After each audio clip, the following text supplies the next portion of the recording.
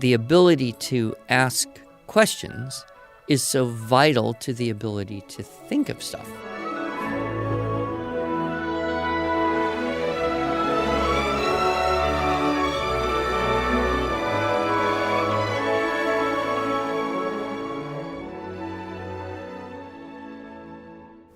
Hello, and welcome to the Arts of Language podcast with Andrew Pudewa, founder of the Institute for Excellence in Writing, or as many like to say, IEW. My name is Julie Walker, and I'm honored to serve Andrew and IEW as the Chief Marketing Officer.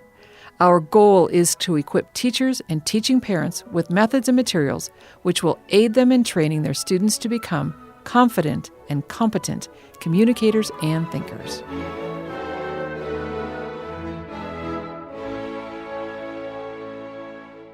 So last week, Andrew, we had a conversation about literature, and specifically, we talked about how you had led a group of students in just discussing literature. As far as I know, there wasn't any writing assignments connected with this course. Is that right? Yeah, I just wanted to read some great books together with some teenagers and try to have a very relaxed environment where they would not feel a lot of academic, or added schoolwork pressure other than just keeping up with the reading, which in this day and age can be hard itself. Well, and yes, speaking of that, during the podcast, I came up with this brilliant idea. I thought it was brilliant at the time, but I realized what I was doing when I had to read the story. So I said, hey, let's do that. Let's have an opportunity where you can demonstrate how to lead this conversation, and I'll be the guinea pig, and we'll read The Devil and Daniel Webster. And, well, guess what? I had to go out and read The Devil and Daniel Webster. How much time did that take you? Not long. Yeah. It's a short story. It was easier to get you to read that than it would be to get a room full of teens to knock off the first 4 chapters of Tale of Two Cities. Oh, my word, yes. I'm sure that's true. But I do think short stories are ideal for beginning this course. Adam Andrews, he actually recommends you start with children's books for even older kids and adults. And in his seminar, Teaching the Classics, when I first saw it, that's what he did. He pulled out some children's books, and we had a fascinating conversation about Make Way for Ducklings, if I recall. A bargain for Francis. Maybe, yeah. And then, of course, when we created the video with him originally, when he redid it, we had to be careful of using currently under copyright materials. Oh, right, of course, yeah. The children's book kind of went by the wayside. But I like the selections we chose. And with kids, like I said, get them to read a short story. That's possible. Get them to read 1/8 of a 400-page book. That's tough. Yeah, it is, especially when the first sentence is probably longer than and has higher level vocabulary than they had probably encountered in a long time. In their short lives. There are some kids like that. But how do you help everyone just initially just gain any value out of the experience of reading the story? Right. Because a lot of conversations start off like this. So, Julie, you read The Devil and Daniel Webster. I did. Yeah. What do you think? I liked it. You did? I thought it was good. You did. What did you like about it? Well, it was interesting. It was interesting. And what benefits do you feel that story had really for you, either while you were reading it or after the fact? I guess I just liked the story. Okay, well, that was a great conversation, and I suppose we can all wrap up this podcast. But I think our listeners, whether they're working with their kids at home or teaching in a classroom of some sort somewhere, have had that kind of experience. So one of the things that, I have always been interested in trying to do is figure out how the ability to ask questions is so vital to the ability to think of stuff. Exactly, yep. And find out, why do you like this story? You yourself may not really know. You just have that overall, it was good. So I assume that's what you would like to do today is ask some questions that reveal a bit about why this is such a good story. Yes. And of course, some of our listeners are like, Andrew Pudewa just used a banned word, good. Can we just do a little spider web here? And can you talk about good is not banned when you're speaking, only in writing?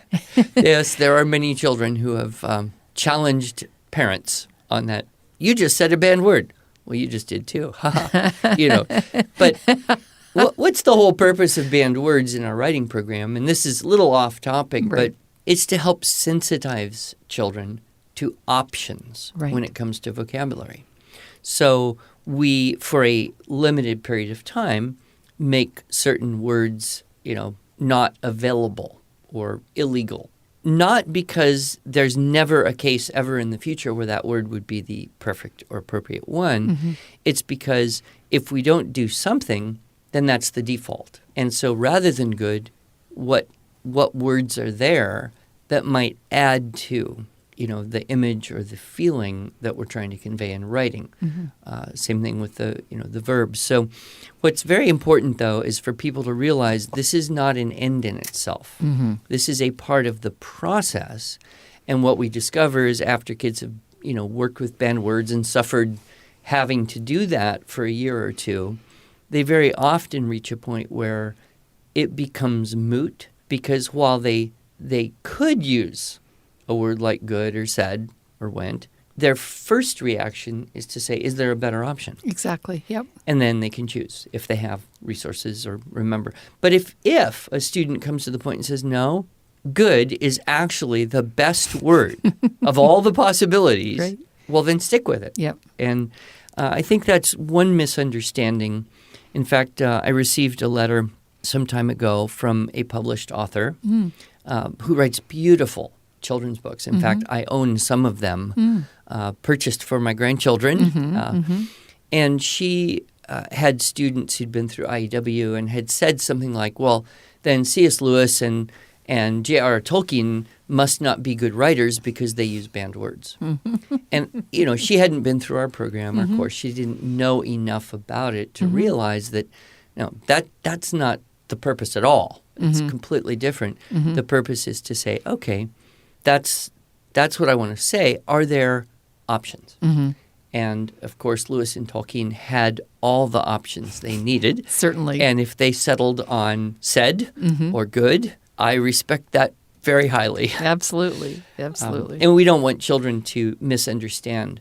It's like a game. It's like running with weights, right? You don't run weights when you go race in the Olympics. You run with the weights so that when you do the Olympics, you've been through that. Banned words, same thing. Right.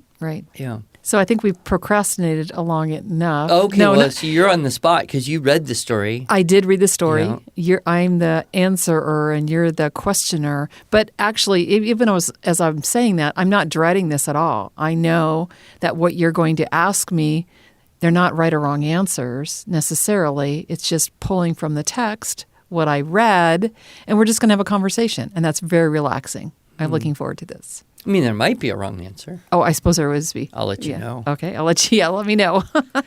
Well, we're loosely following Adam Andrews' Teaching the Classics guide. And for that, he divides the analysis process into several parts. There's setting, there's characters, there's conflict, there's plot, and I've always been a little fuzzy on the difference between conflict and plot because we tend to use those words simultaneously and helping kids get that. But, the conflict is the seed, the problem, and then the plot is everything that happens to solve that problem. Right. So in our writing system, we generally don't use the term plot. We generally don't because our Unit 3 model is very short and I may use it in conversation and say, so basically the plot is this conversation that happens between these two characters, which causes one of the characters to change, and that solved the problem. But with longer stories, it's very helpful to evaluate the steps by which you get from problem to solution. And then there's one of my favorites is literary devices, because that's what we teach is style. And there are questions about theme, which is different than either the plot or the conflict. Yeah. And then we can finish up with some contextual questions. But to get to all these questions would take us way more time than we have. So Exactly. we're going to hit the basics and refer people to the full opportunity to learn all about these questions and using them. All right, you ready? I'm ready. Where does this story happen? This story happens in New Hampshire. It's mentioned many times about Daniel Webster being a proud New Hampshirean, and the other character, Stone, who is from New Hampshire, and that's why he felt he could appeal to Daniel Webster, because they lived in New Hampshire. I see. The only thing I know about New Hampshire is it's very small, and their motto is live free or die. Oh, okay. Is that right? I'm pretty sure. Don't know. Sorry, all you New Hampshireans, we don't know the motto of your state, but I think that's probably right. Well, it's a good one. Yeah, it is a good one. Yeah. Live free or die. It's a border state of Massachusetts, which I lived in Massachusetts. Oh, okay. For a year or so, and then also I think Vermont. Did the story when this happened? Obviously, it was during the time of Daniel Webster, and every word of this story, I'm sure, is absolutely historically accurate. But was this kind of in the country or the city? Definitely country.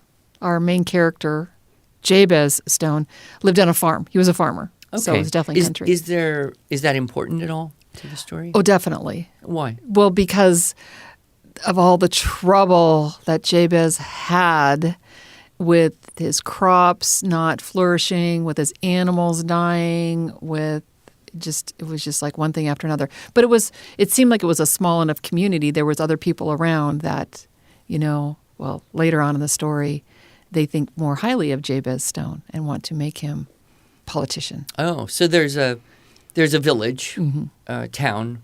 It's not ever mentioned, but it's alluded to. Okay. Okay. In terms of any other thing about the setting, did you notice anything symbolic? Was there any thing or item or place or building or image the author created that you would say, ha, that might mean something else? Well, I don't know if it was necessarily symbolic, but they were certainly very proud of how beautiful their land was toward the end when Daniel Webster is having an argument with the devil. He basically goes into this, the freshness of a fine morning when you're young, and the taste of food when you're hungry, and the new day that's every day when you're a child. And then he talks about the scenery, and it's all just beautiful. And so, yeah, just very earthy and, real. Okay. And that was part of what Daniel Webster was arguing against the devil. Mm-hmm. All right. Yeah, so he was appealing to the devil to say, Jabez is just an ordinary man who just had bad luck. Mm-hmm. But he, like all of us, want these simple things in life that I just... Like pretty much every farmer ever. You're right, exactly.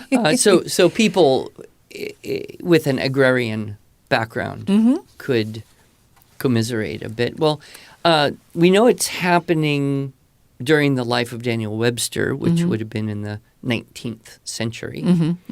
So that's pretty straightforward.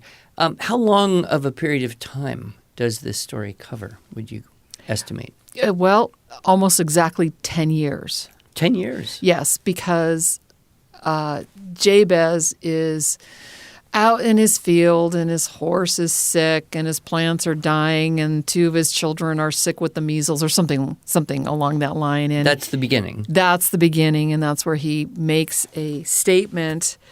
So Jabez says, early on in the story, I vow it's enough to make a man want to sell his soul to the devil. Ah. And he says, and I would too, for 2 cents. But then he says... Then the author says, then he felt a kind of queerness come over him at having said what he'd said, though naturally, being a New Hampshire man, he wouldn't take it back. Well, 2 cents was worth a bit more, 100 and some years ago, but still probably not enough to solve all his problems. Right. And this idea of him being a New Hampshire man, and therefore he wouldn't take it back, just made me think of states and their reputations. I was born and raised in Minnesota, and there's an expression in Minnesota, Minnesota nice. Do you know that people in Minnesota generally, I'm speaking generally, of course, don't honk their horns? They're just nice people. If you're stuck in traffic and you're in Minnesota, they're probably not going to honk their horn at you, which is very different from California. Right. You move to Southern California where if you don't honk, you get run over. Yes, exactly. Or the Missouri, the show me state, a little bit skeptical. So do these states have these reputations? So kind of wrapping up that setting, did the author's description cause you to think, I'd like to go visit that place someday? Or was it kind of like, no, it's just not really super attractive? No, I don't think I had an opinion either way. Okay. Well, I did go to New Hampshire. Oh, but I didn't get out of my car. I just drove straight through to wherever I was going. So it's kind of a pass-through, a flyover state, perhaps. That's what they call Oklahoma, a flyover state. But they still get their 2 senators. So tell me a little more about Jabez. Was he old? Was he not old? How did you picture him maybe from the author's description? I would say that family man, meaning he still had kids at home and he was just working the land. And I pictured him as I guess stereotypical farmer, but maybe that's my idea of stereotypical farmer is my childhood friend of my parents who was a farmer and, just determined. He wasn't old, but, his skin was weather beaten. And so I had in my mind, this family friend as the farmer. That's what he was like. So he was one of the 3 main characters. Right. And he had a family, but they're very peripheral. Yes. They're just side suffering. Well, and, he was definitely dedicated to his family. So definitely the family man, he had his share of troubles, I also thought of the story of Job from the Bible. I was just going to ask that. I will bet a lot of people would if they're familiar with the story of Job. Right. Would flash on, wow, here's a basically good guy who's just suffering for no apparent reasons. Right, exactly. Job had a slight advantage, would you say? Because, God talked to him? Well, this is true, kind of at the end of the story, but he also got some really bad advice from lots of his friends. Yeah. And he got some bad advice from his wife, and we don't hear that in this story. Job's wife said, "Why don't you just curse God and die?" And Jabez's wife never, well, at least we don't know that she said that in this story. Yeah. I do have to tell you an interesting word study problem about that, because everyone quotes, curse God and die, which does not make any sense at all. Right. If you're going to die, the last thing to curse God, this is not logical. Okay. Even just from a Pascalian wager view, it's not smart. A little different than what Voltaire said when the priest came and asked him, do you disavow Satan and all his works? Kind of a deathbed thing. And Voltaire is reputed to have said, now is not a good time to make enemies. Oh. But so we have this kind of Jobish situation. Right. God talks to Job. Other people give him bad advice. But this conversation with the devil, how does that come to happen? So, of course, he says that silly thing. Yes, and the next day, this is how, the original question was, what was the span of time? It was 10 years.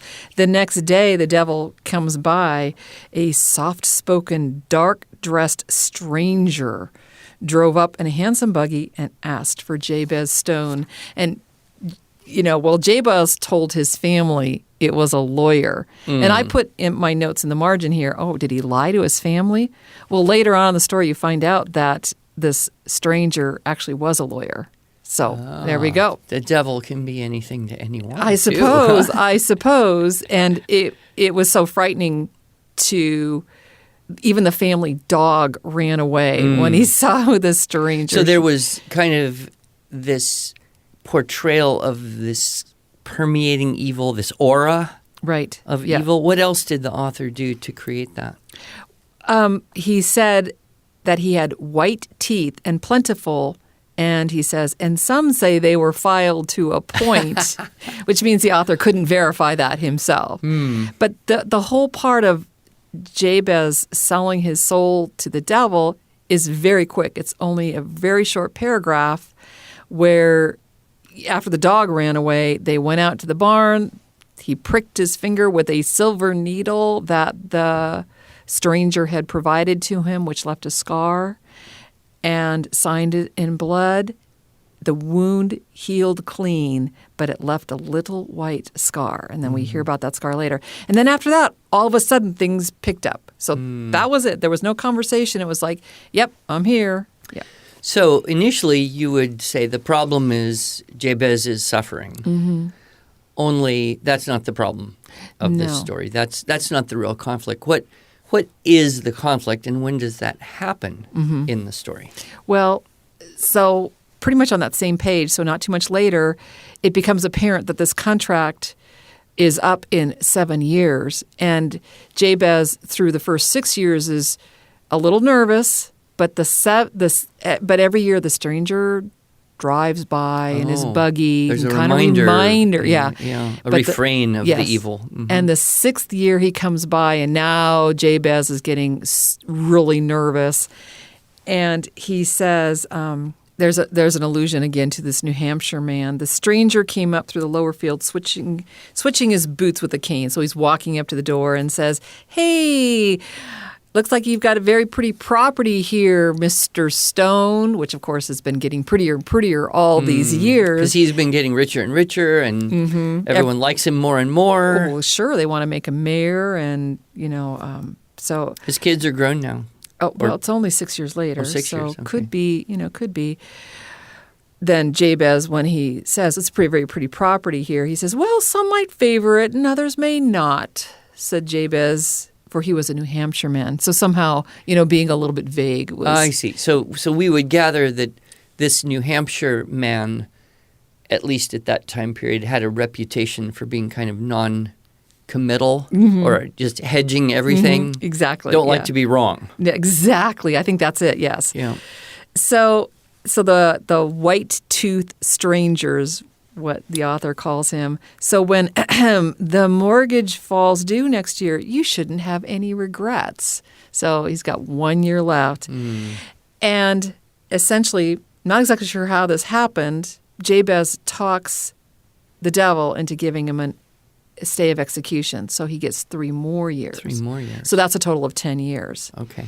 And then things get really exciting later. Oh, this was a really important point. When he's sitting there having this conversation, year 6, this little thing flutters up into the air that kind of looks like a butterfly. And it says, he says, Neighbor Stone, help me, for God's sake, help me. So the butterfly thing says the this? butterfly thing says, Okay. yes. But before Jabez Stone could stir hand or foot, the stranger whipped up a big bandana handkerchief, caught the creature in it just like a butterfly, and started tying up the ends of the bandana.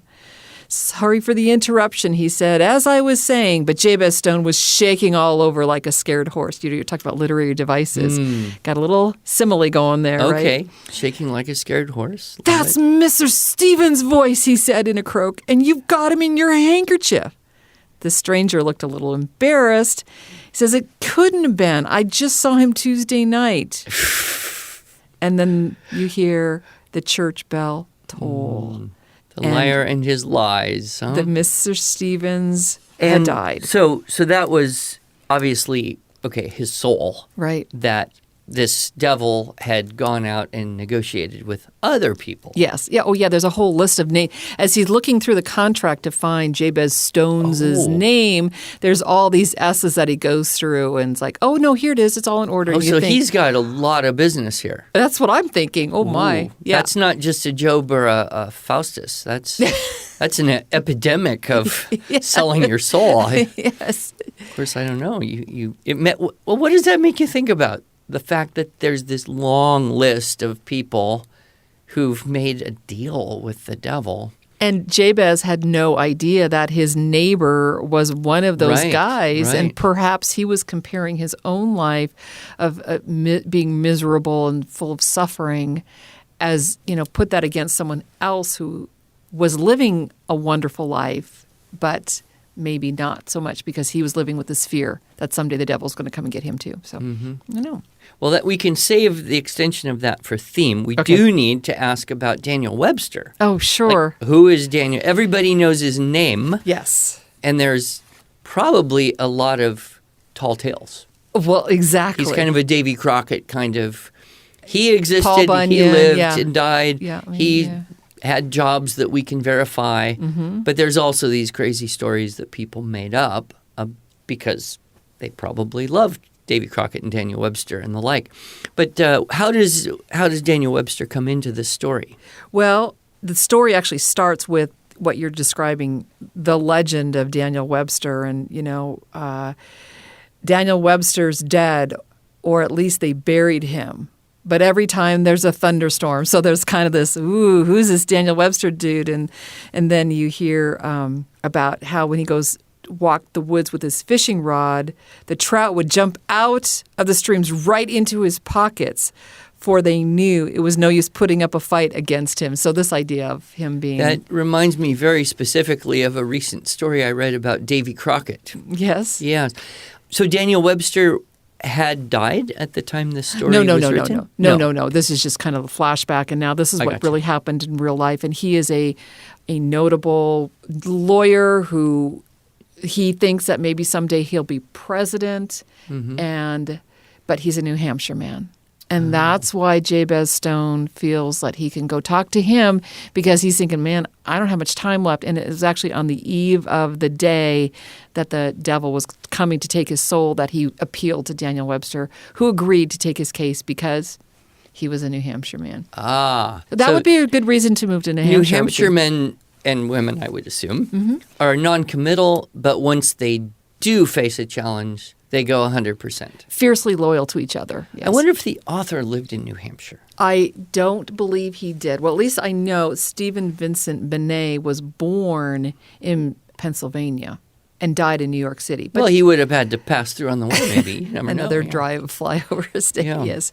And he died when? The author. You have notes there. Yeah, March 13th, 1943. 43. So it probably is in the very early 1900s rather than the 1800s that it was written, though it was set during Daniel Webster's life. Yeah, actually, The Devil and Daniel Webster was written in 1936. 36, yep. Okay. Did you feel inspired to learn more about Daniel Webster? Yes, absolutely. As a result of reading this? Yes, absolutely. Partly because at the end of the whole story, and, this is where, sorry, reader, I'm going to give it away. Well, hey, that's fine. Turn off now if you never read the story and you want to have the suspense. But we'll tell you the ending anyway. Jabez bites the dust and his soul goes to heaven. No, that's not what happens. No. So there's a jury that comes in. Basically, Daniel Webster appeals to the devil and says, we need to bring this to the courts. We need to have a jury. And even though at first Daniel Webster somewhat accuses the devil of not being American, he goes into this whole story of why he actually is American, and perhaps the devil explains? Yeah, that the devil is actually American. So they have a jury of peers, and I don't know peers, but a lot of these men all of them are dead. Well, I remember the jury was pretty hostile. Yes, very much so. Because they were all basically souls the devil had taken one way or another. Well, and the judge was most notable in that he was the judge that presided over the Salem witch trials. Ooh. So this was definitely the hanging judge. But this is what the judge says after Daniel Webster makes his final appeal about why Jabez should be allowed to go. And he's not just talking about Jabez, he's talking about all of humanity. And it was basically because he had hard luck, and yet he, wanted to do good. But here's what the jury said. Here's what the judge says. Perhaps 'tis not strictly in accordance with the evidence, he said, but even the damned may salute the eloquence of Mr. Webster. So there you go. Public speaking, don't underestimate the power of it. The evidence versus the eloquence. That's, right. That's very clever. So after he was, basically Jabez was released, now it's like, what kind of punishment is the devil going to get? And Daniel Webster shows mercy to him. The stranger says, "Thank you so much. I'm going to tell your fortune." And this is the part where I thought I want to learn more about Daniel Webster because he looks into his hand and finds this out. This is the devil looking at the palm of Daniel Webster. Yes. So fortune telling is going on. He says, "The future's not as you think it. It's dark. You have great ambition, Mr. Webster." And he says, "I have." For everybody knew he wanted to be president. And he says, "It seems almost within your grasp," said the stranger, "but you will not attain it. Lesser men will be made president, and you will be passed over." And I thought, oh, wow, I'm interested to see what time period that was. Yeah. Well, and the author had written this after. Correct. So he was reflecting on what he knew of Daniel Webster. Yeah, and a very sad thing, he says, is you will have 2 strong sons, said the stranger, shaking his head. "You looked to found a line, but each will die in war and neither reach greatness." And I thought, well, let's define success. You know, is it because he was establishing a line of great Websters? We know some Websters, don't we? We do, yeah. But I would say that, having sons. So there could be a secondary theme that comes out at the end. One, obviously the big theme is, would you make a deal to make your life easier, even if in the long run it was damaging? And in this case, eternally damaging. Yeah. I mean, haven't we all been tempted that way? To say, just let this go? I mean, you think of the stories along the theme. It's almost the magic thread idea, too, where you can pull the thread and avoid the unpleasant moments of life, but pretty soon the thread's all gone and you're old and you didn't have a life. Yeah. So definitely something, that's deep in the zone of possible human temptations. Exactly. But this other theme is interesting because it may be a slight commentary, as you said. I liked how you put that, define success.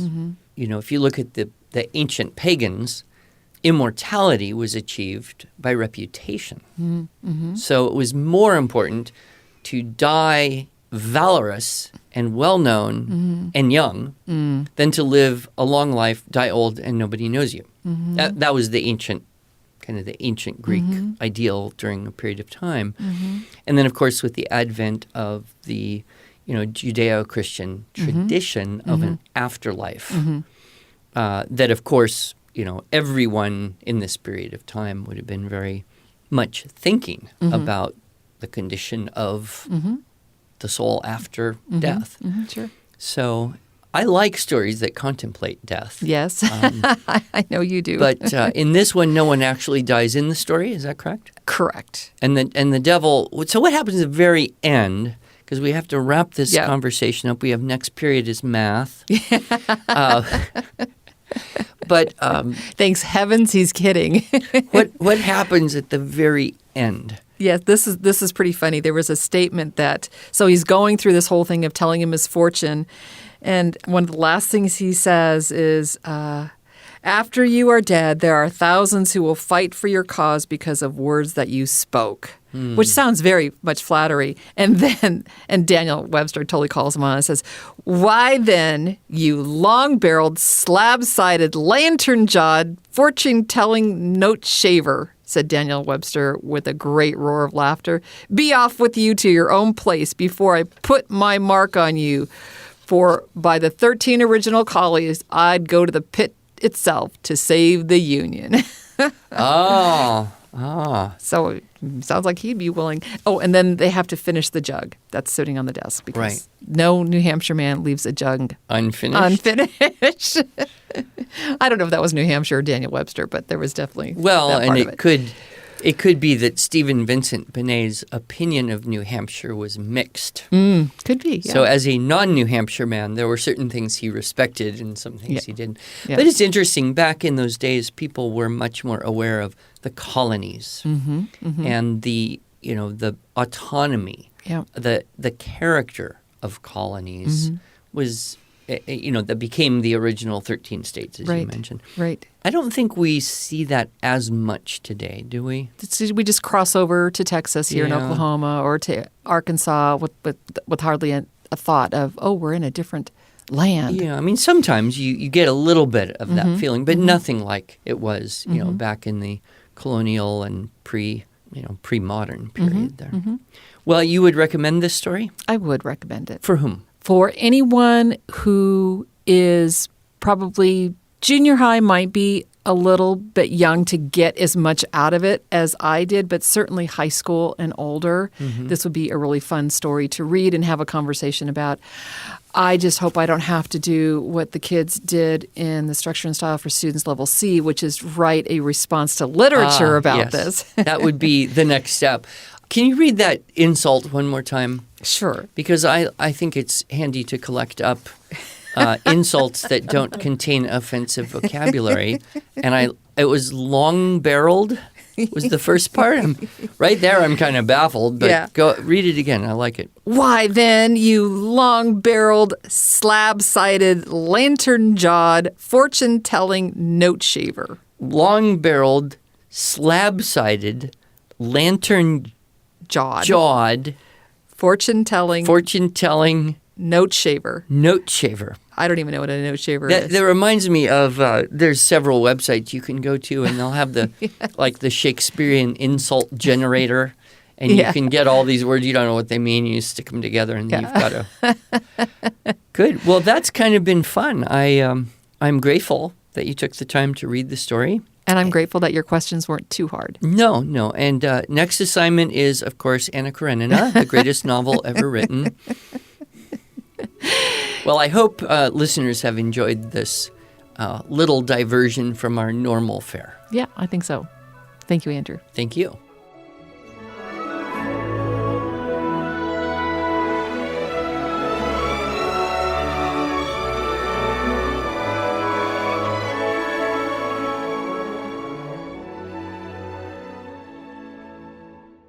Thanks so much for joining us.